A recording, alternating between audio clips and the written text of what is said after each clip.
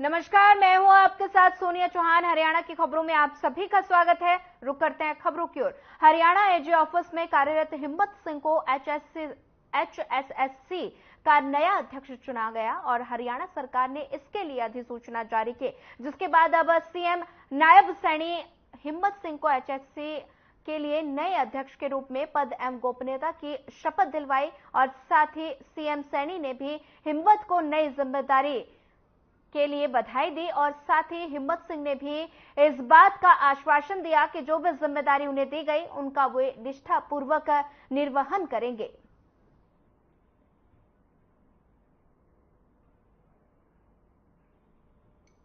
अपने पद के कर्तव्यों का निष्ठापूर्वक मैं हिम्मत सिंह सत्यनिष्ठा से प्रतिज्ञान करता हूं कि मैं विधि द्वारा स्थापित भारत के संविधान और भारत के प्रति सच्ची श्रद्धा और निष्ठा रखूंगा और अपने पद के कर्तव्यों का निष्ठापूर्वक निर्वहन करूंगा।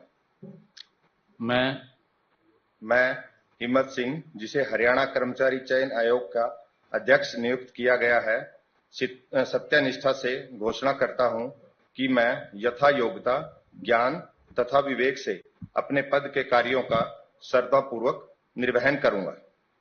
मैं हिम्मत सिंह सत्यनिष्ठा से प्रतिज्ञान करता हूं कि जो विषय हरियाणा कर्मचारी चयन आयोग के अध्यक्ष के रूप में मेरे विचार के लिए लाया जाएगा अथवा मुझे ज्ञात होगा, उसे किसी व्यक्ति या व्यक्तियों को उस अवस्था को छोड़कर, जबकि ऐसे अध्यक्ष के रूप में अपने कर्तव्यों के उचित निर्वहन के लिए या विशेष तौर पर जिसकी राज्यपाल के द्वारा अनुज्ञा दी जाए, अन्य अवस्था में मैं प्रत्यक्ष या परोक्ष रूप से संसूचित या प्रकट नहीं करूंगा। धन्यवाद। हिम्मत सिंह जी को आज इस महत्वपूर्ण पद पर, जो हरियाणा प्रदेश के युवाओं की आकांक्षाओं के ऊपर ये पूरा उतरेंगे, आज इस हरियाणा स्टाफ सिलेक्शन कमीशन के चेयरमैन पद के ऊपर इन्होंने शपथ लिया है। मैं इनको बहुत बहुत बधाई और शुभकामनाएं देता हूं और अपेक्षा करूंगा कि युवाओं के जो उनकी अपेक्षाएं हैं उसके ऊपर ये खरा उतरेंगे। बहुत बहुत बधाई, शुभकामनाएं। अभी तो जैसे आप लोगों को पता है चार्ज लिया ही है, लेकिन ये प्रायोरिटी यही रहेगी, जिन बच्चों ने एग्जाम दिया है उनके साथ हम खड़े हैं। उनके लिए सीईटी का जो अभी जजमेंट आया है, हम उनकी लड़ाई लड़ेंगे, उन बच्चों के साथ हैं और प्रायोरिटी यही रहेगी कि रिक्रूटमेंट जल्दी से जल्दी कंप्लीट करें।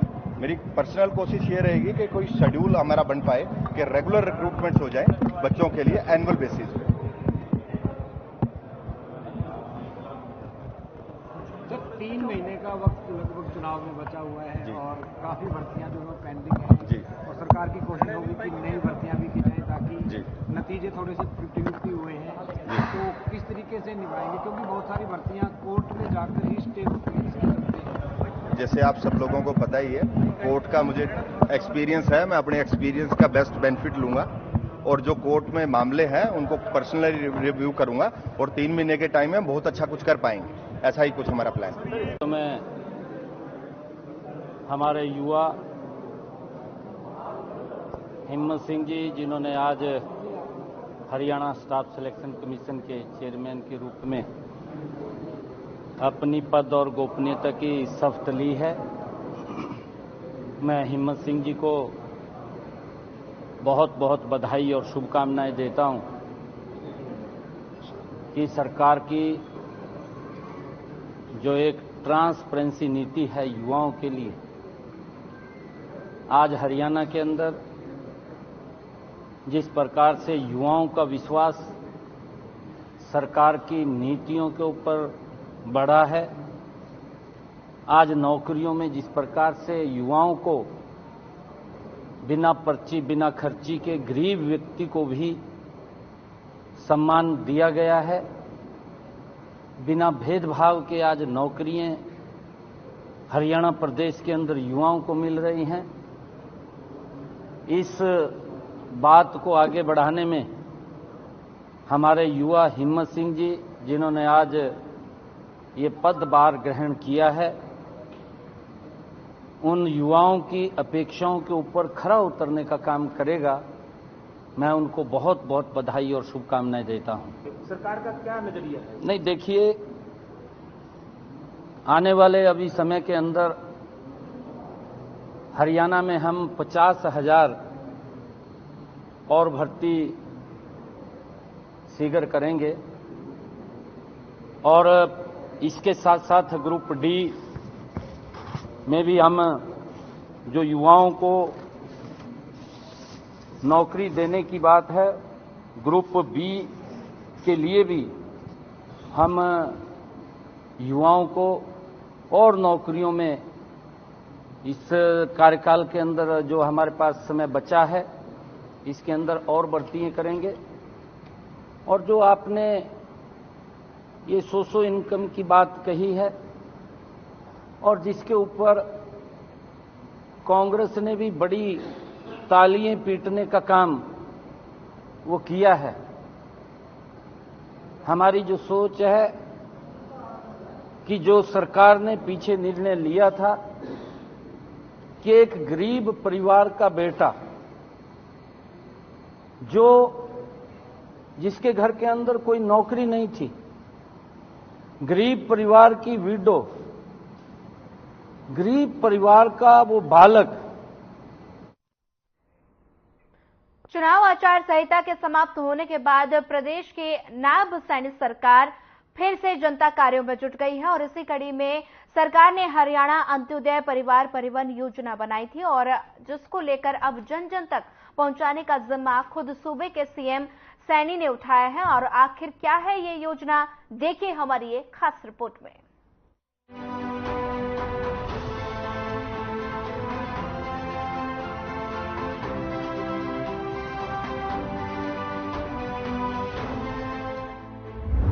नायब सरकार की नायाब कोशिश, हैप्पी कार्ड से सफर होगा हैप्पी, हैप्पी कार्ड से मिलेंगी खुशियां, योजना से बदलेगी तस्वीर, साल में 1000 किलोमीटर यात्रा फ्री।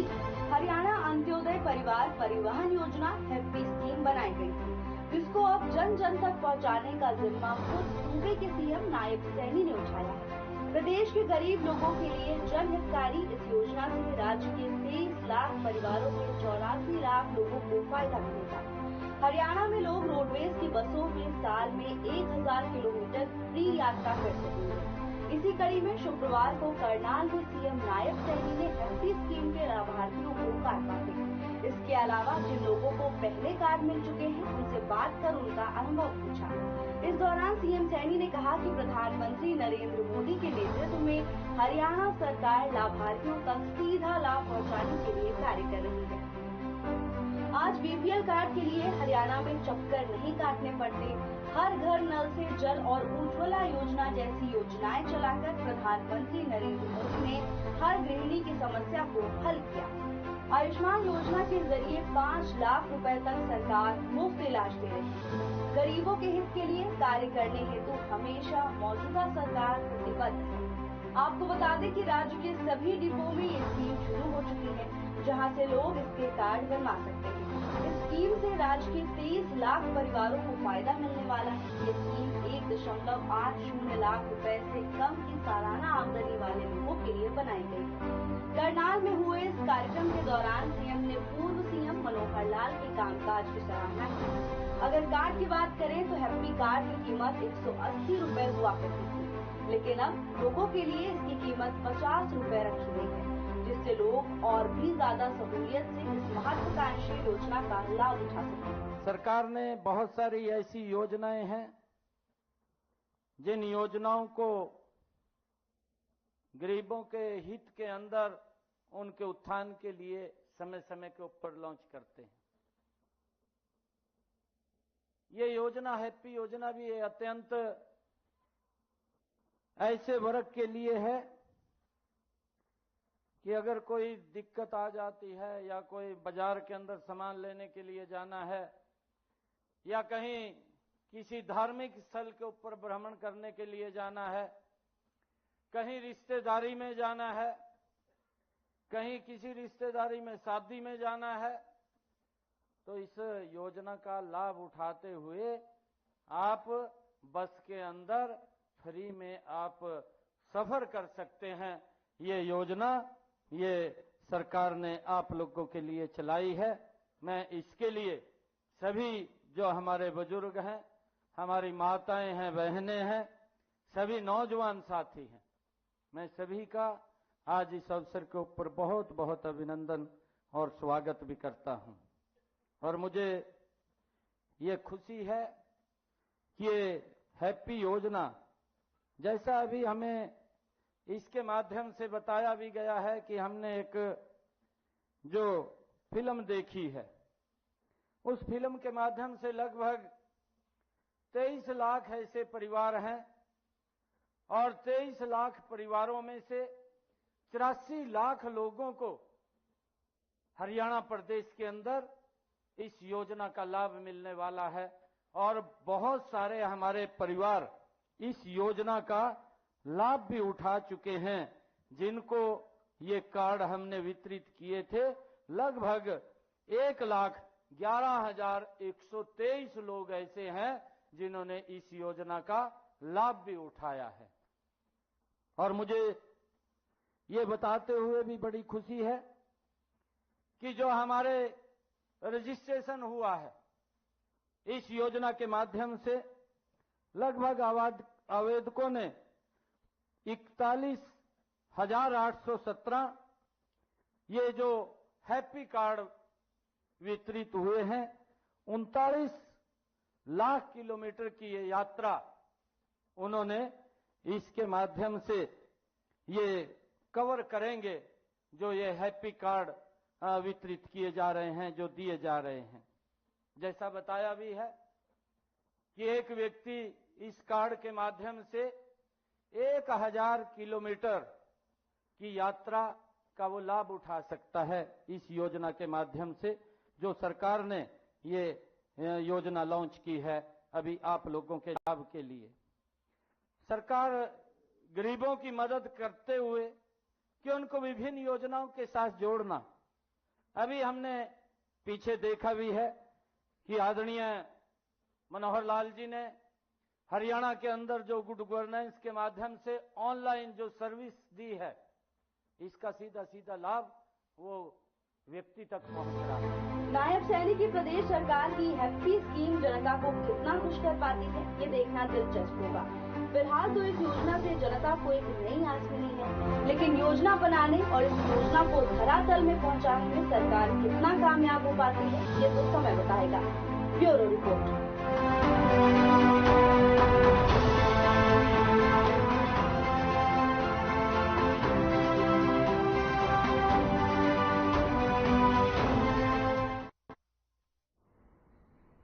अगली खबर बल्लभगढ़ से है, जहां उद्योग मंत्री मूलचंद शर्मा ने शहर में धीमी गति से चलने वाले कार्यों को गति देने के लिए अधिकारियों को दिशा निर्देश दिए। और बता दें कि सेक्टर 64 में बनाई जा रही मुख्य रोड का उद्योग मंत्री ने निरीक्षण किया और साथ ही इस दौरान उन्होंने कहा कि बल्लभगढ़ विधानसभा क्षेत्र में चल रहे विकास कार्यों को प्राथमिकता से जल्द पूरा कराया जाएगा, जिसमें मुख्यमंत्री की घोषणाएं शामिल हैं।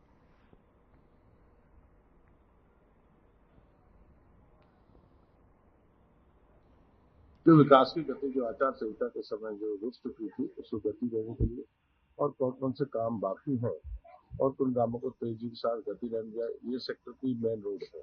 ये डिवाइड है 64 की और 64 से 64 की डिवाइडिंग रोड है, जिससे क्या है कि लोगों का आवागमन होता है। और सबसे बुरी जर्जर हालत थी इस रोड की। इस रोड का आज हम देखने में कि इस समय में तैयार कंप्लीट हो चुकी है, बस साइड की टेल लगनी बाकी है और जल्दी पूरी है। जल्दी कंप्लीट करके जाएंगे और इसके बाद 90 दिन में जो काम बने उनको 23 साल गति के साथ सबको प्रयास करेंगे। मुख्यमंत्री घोषणा है, उन सबको पूरा करने का प्रयास करेंगे। रेवाड़ी में हरियाणा के पीडब्ल्यूडी मंत्री डॉक्टर बनवारी लाल का बड़ा बयान सामने आया, जिसमें उन्होंने कहा कि सरकार प्रॉपर्टी आईडी और फैमिली आईडी को ऑफलाइन करने पर विचार कर सकती है और साथ ही पोर्टल पर इन सेवाओं को ठीक से काम न करने के कारण जनता को भारी परेशानी हो रही है। और साथ ही बता दें कि सरकारों ने जरूरतमंदों कोसोसो गज के बीपीएल प्लॉट देने की योजना की घोषणा की है और इस जन कल्याणकारी योजना पर सरकार का पूरा फोकस है, जिससे गरीब और जरूरतमंद परिवारों को लाभ मिल सके। वहीं डॉक्टर बनवारी लाल ने लोक निर्माण विभाग से जुड़े अधिकारियों की भी बैठक ली और साथ ही अधिकारियों को तेजी से कार्य करने के निर्देश दिए और कहा कि लापरवाही बरतने वाले अधिकारियों के खिलाफ सख्त से सख्त कार्रवाई की जाएगी।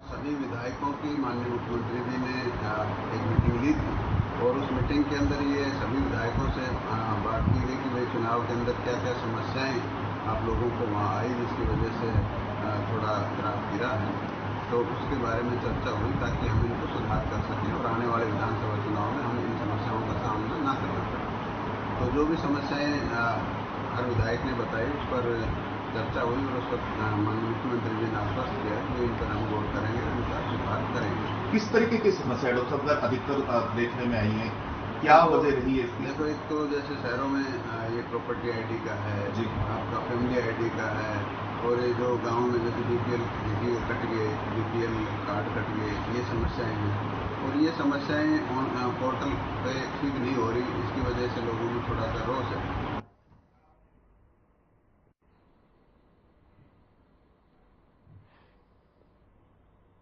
चुनावी नतीजों के बाद कांग्रेस संसदीय दल की बैठक हुई और इस बैठक में एक बार फिर सोनिया गांधी को ही कांग्रेस संसदीय दल का अध्यक्ष चुना गया। मल्लिकार्जुन खड़गे ने ही उनके नाम का प्रस्ताव रखा था। कई नेताओं ने उनका समर्थन भी किया और अब ये मांग उठ रही है कि राहुल गांधी को लोकसभा में नेता प्रतिपक्ष बनाया जाए। हालांकि नेता प्रतिपक्ष के मुद्दे पर कांग्रेस नेता ने अपनी सहमति नहीं दी और इस वजह से बैठक में भी कोई मुहर नहीं लग पाई और इस पर मल्लिकार्जुन खड़गे ने कहा कि थोड़ा सा इंतजार करना होगा, उसके बाद इस बात का भी फैसला हो पाएगा।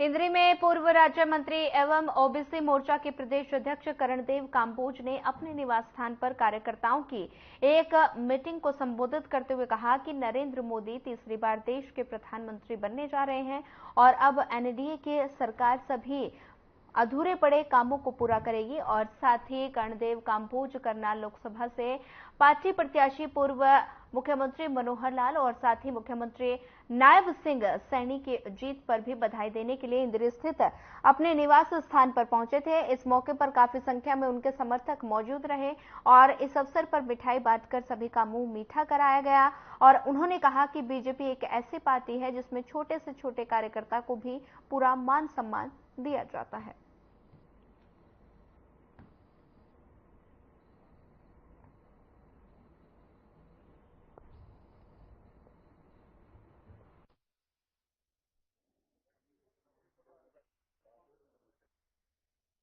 देखिए, अभी जो लोकसभा के चुनाव संपन्न हुए हैं उनमें भारतीय जनता पार्टी के कार्यकर्ताओं ने जिस प्रकार से दिन रात मेहनत करके काम किया है और मेहनत करके अपने प्रत्याशी को यहां से जीत दिलवाने का काम किया है। मेरी भी यहां ड्यूटी लगी थी क्योंकि मेरा कर्म क्षेत्र रहा है, मेरा क्षेत्र रहा है इंद्री, तो पार्टी की तरफ से मेरी भी यहां ड्यूटी लगी थी 2 दिन के लिए। तो मेरे साथ भी बहुत कार्यकर्ता चुनाव अभियान में उस समय जुटे, तो मैं आज उनका सबका धन्यवाद करने के लिए यहाँ आया था, क्योंकि कई बार कार्यकर्ताओं को मैसेज आ रहे थे, संदेश आ रहे थे कि आप एक बार आ जाओ, सभी कार्यकर्ता मिलना चाहते हैं। कुरुक्षेत्र के शाहबाद में एक दिल दहला देने वाला मामला सामने आया, जहां एक युवक ने गला घोटकर अपनी ही मां को मौत के घाट उतार दिया। घटना की जानकारी मिलते ही पुलिस प्रशासन मौके पर पहुंचा और आरोपी युवक मोहित अग्रवाल को पुलिस ने पकड़ लिया है। शाहबाद थाना प्रभारी ललित कुमार ने बताया कि युवक ने अपनी मां को पहले पीटा और बाद में गला घोटकर हत्या कर दी। उन्होंने आगे बताया कि हत्या करीब 2 दिन पहले की गई थी, जिसके बाद आरोपी ने शव को घर में ही छुपा दिया था और पुलिस ने शव को कब्जे में लेकर पोस्टमार्टम के लिए भेज दिया है।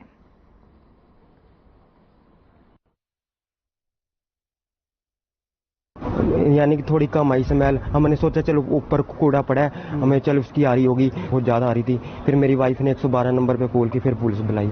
तो आप इस घर में नहीं रहते क्या? हाँ जी, हम ऊपर है, हमारा ऊपर। क्या लग रहा है कि भाई ने मारा है क्या? पता नहीं जी, हमें कुछ नहीं पता जिसके बारे में। ऐसे पता लग रहा है कंट्रोल रूम के अंदर एक सूचना मिली थी, एक व्यक्ति ने अपनी मदर को मार दिया है और उसकी डेड बॉडी 2 दिन से ना स्मेल आ रही है उसके अंदर। तो हम पहुंचे थे मौके पे, तो यहाँ देखा डेड बॉडी रखी हुई थी। कृष्णा देवी है, हुड्डा पार्ट 2 की। तो इसके लड़के ने, छोटे वाले लड़के ने, मोहित नाम है उसका, उसने अपनी मदर को परसों मारा और उसकी डेड बॉडी वहीं रखी रही। तो कारण क्या क्या क्यों? भाई ये तो अभी इन्वेस्टिगेशन है, अभी से पूछताछ करेंगे।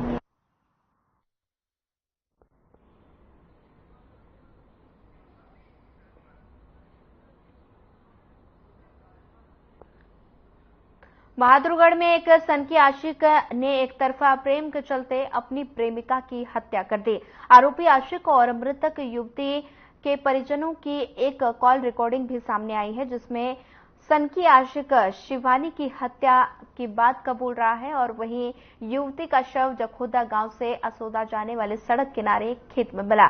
घटना की सूचना मिलते ही असोदा थाना पुलिस मौके पर पहुंची और मामले की जांच में जुट गई। आरोपी सौरभ करीब 10 से 12 दिन पहले शिवानी से मिलने हरिद्वार आया था और शिवानी को अपने साथ ले जाना चाहता था, लेकिन शिवानी ने उसके साथ जाने से मना कर दिया था।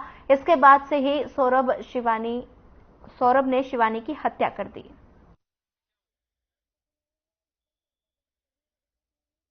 हम देखो दारू वारू को छोड़ दिए, आराम से अपना परिवार रखेंगे, हम तुम्हारे पास आएंगे। तो शिवानी कह रही थी कोई बात नहीं, आ जाओ, यहीं आराम से कमाओ के। तो 20 तारीख के बाद बोल रहा था कि हम आऊंगा। और इसको सौरभ को पता मतलब चला, ये कह रहा था सौरभ की ना तो तुम शिवानी विमलेश के पास तुम रहोगे और न जब हमारे पास नहीं रहोगे तो अगल अगल तीनों लोग दर भटको, लेकिन कोई तीर ना रहो। और इसीलिए हमका हो सकता है रात में पता नहीं कैसे उठा के ले गया कि मुंह में कपड़ा बांध के 2-3 जन लेके गए। सर मैं सो रही थी, सब लोग जान नहीं पाया कितने खन कैसे क्या हुआ।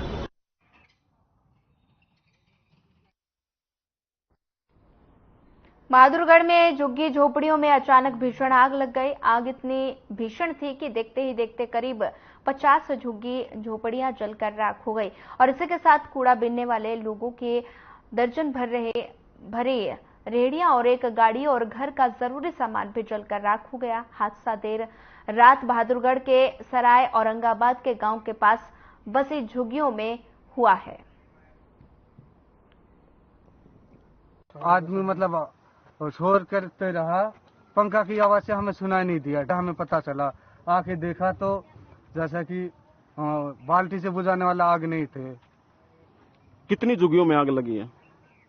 50-60 घरों में। 50 से 60। क्या काम होता था यहाँ पे? यहाँ पे जैसा कि आदमी बीन बीन के कूड़ा लाते थे, तो यही मतलब सटाई करके गुजारा करते थे। कितनी रिक्शा जली हैं, कितना क्या नुकसान? रिक्शा तो आप समझ लो कि जैसा कि कम से कम 15-20 रिक्शा जले हैं और एक छोटा। फिलहाल इस बुलेटिन में इतना ही। ज्यादा खबरों के लिए बने रहिए हमारे साथ। नमस्कार।